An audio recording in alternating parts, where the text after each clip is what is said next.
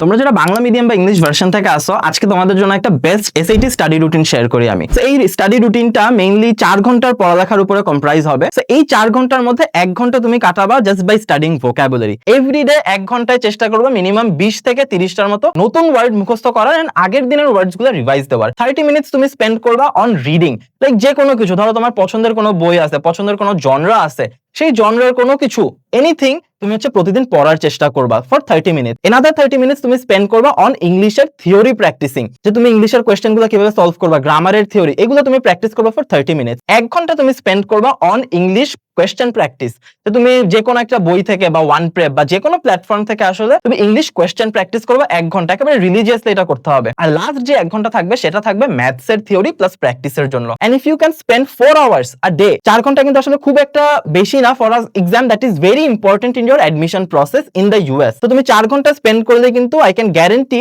যে তুমি একটা 1400 এর উপরে স্কোর করতে পারবা by following this routine. And if you want to learn more about the routine, যে আসলে কিভাবে ফাইন টিউন করা যায় রুটিনটাকে, তাহলে আমাদেরকে কন্ট্যাক্ট করো বা নিচে দাও ফর্মটা ফিল আপ করে ফেলো।